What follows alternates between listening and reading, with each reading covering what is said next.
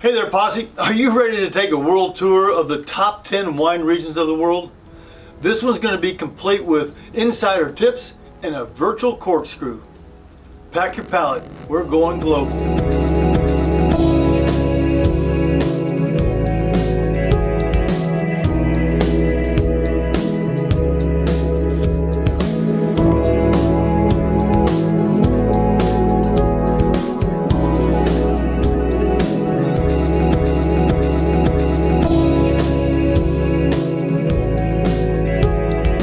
Hey there, Posse. I'm Pierre, and welcome to Asti Wine Consultants. In this episode, we'll be checking out the top wine regions, what makes them special, and their standout varietals. By the end, you'll know where to go and why.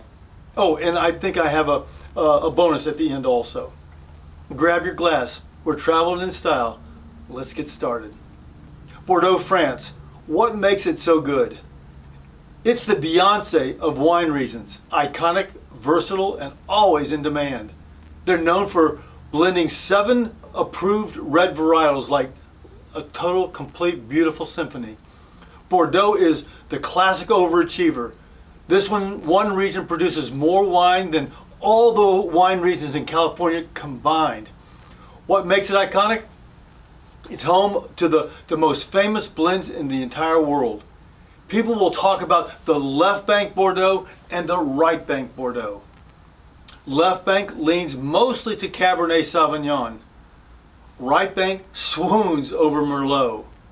Actually, those are the top varietals. Cabernet Sauvignon, big and structured. Merlot, plush, fruity, and approachable. And when you blend them together, you won't find anything on the planet better than that. Actually, most producers in the world attempt to copy what Bordeaux does. Next up is Tuscany, Italy. This is the pasta and pizza perfect partner. What makes it unique? Rolling hills, cypress trees, and wines so food friendly they practically beg for pasta. What makes Tuscany bella? Picture rolling hills, sun-drenched vineyards, and wines that practically sing, "That's amore." Don't get me singing. Sangiovese leads the pack. The top varietals are, again, Sangiovese, which it brings with it a bright cherry and earthy sort of finesse, and Cabernet Sauvignon. You know, Tuscany actually adopted that particular child to create Super Tuscans. Now, next up is Châteauneuf-du-Pape, France. This is the Pope's playground. Now, what makes it so divine? Ancient vines, a sun-soaked Rhone River valley, and Galets Rock terroir and wine laws to ensure greatness. Actually, this is great. Their laws are so strict, they even have a law not permitting UFOs to land. Seriously. Now, Châteauneuf-du-Pape, easy for me to say, is a blend lover's paradise with up to 13 approved grape varietals. The top varietals, Grenache, filled with juicy red fruits and spice, and Syrah, bold, peppery, and powerful. Châteauneuf blends are so good, there should be a law against wines that are this good. Now, start your engines. We're heading to Rioja, Spain. Here's what makes it unique. Rioja is home to Tempranillo and wines that are both affordable and age-worthy. Plus, who doesn't love tapas and Rioja? Now, Tempranillo is tapas' best friend. Here's what makes it lively. Aging is everything. Rioja wines can spend decades in oak and still feel fresh. Tempranillo is the life of the party. Rioja's top varietals are Tempranillo, plush, spicy, and age-worthy. And we can't forget Garnacha. Like Châteauneuf-du-Pape, this wine is beautiful, juicy, ripe, and vibrant. Let's get on the plane. We're heading over towards Napa Valley at this point. Here we have Hollywood glam in a glass. What makes it shine? Napa is home to bold, sun-soaked wines with swagger that wins awards like Meryl Streep. Napa's Cabernets are like Hollywood blockbusters, big and bold and memorable. The Cab is king, but Chardonnay is its world-class queen. Cabs are bold, rich, and age-worthy. Chards are buttery or crisp. You choose your adventure. How are you doing there? Is this information making sense? Is it helpful? If it is, just write Asti in the comments below. Now, at this point, we're heading back to the old world, Champagne, France. This is where bubbles reign supreme. Now, what makes it sparkle? Well, literally, it's the sparkle. This region is synonymous with bubbles and celebration. The chalky soil and cool climate makes it sparkling with world-class wines. Chardonnay creates a zesty, elegant Blanc de Blanc, while Pinot Noir shows up rich and structured in the Blanc de Noir. From Champagne, we're going to run over to Burgundy, France. So, what makes it divine? This is the birthplace of Pinot Noir and Chardonnay. Burgundy is the wine geek's holy grail. Terroir is everything here. Terroir is it's the fancy word for soil, climate, and sun, and really good vibes. The top varietals are Pinot Noir and Chardonnay.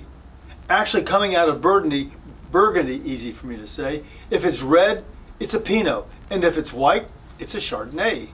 Now, next up on our list is Barossa Valley, Australia. Big, bold, and beautiful. What makes it bold? It's known for Shiraz. This is Syrah's bold cousin. The wines here are big, juicy, and unapologetically like the Aussies themselves. Now, what makes it roar? Sun-kissed, sun-drenched grapes that pack a punch.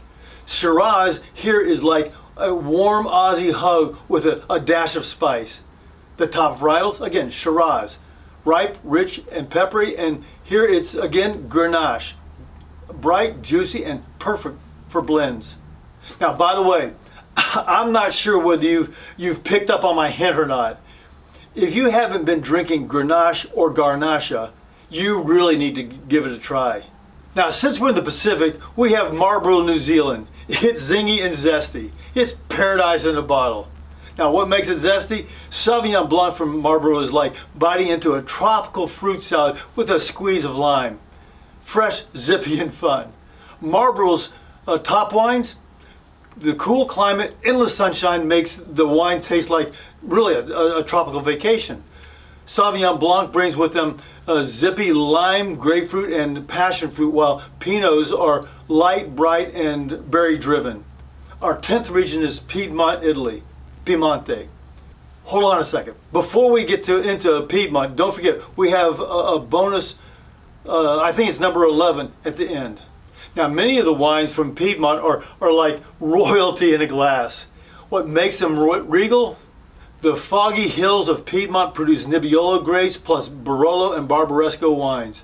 Barbaresco is known as the wine of kings. Powerful, complex, and really worth the wait. We have these wines alongside food-friendly Barbera. Barbera, bright, tangy, and endlessly drinkable. Last up is the Douro Valley, Portugal. These wines can be sweet and strong or dry and divine. What makes it sweet or dry?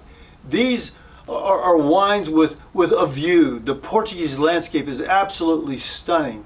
The terraced vineyards hugging the Douro River produce legendary port wines, and the rising stars in the old world are the bold reds from this area. Now, as far as the top varietals are concerned, Touriga Nacional, rich, floral, and incredibly structured. Tinta Ruiz, this is the same as Tempranillo, fruit and earthy. And then we have a fun little white wine that's a summertime porch pounder, which in the Vino Verde. Well, there you have it. The 10 top regions of the world, plus that bonus region that you definitely should not overlook. Each region's magic lies in its terroir and centuries of winemaking know-how. But honestly, it's the love and passion that turns grapes into greatness and you into someone who keeps asking, is there more? Folks, cheers to discovering your next favorite wine region, and the next one, and the next one, and the next one. Cheers. Hey Posse, thanks a ton for taking the time to watch this video. I promise no grapes were harmed in the making of it. Well, maybe just a few. Now, if you got any questions, let me know in the comments below. And hey, if you don't want to miss out on any of my future content, go ahead and tap that subscribe button. Oh, and before you go, don't forget to check out some of these other videos. Until next time, cheers.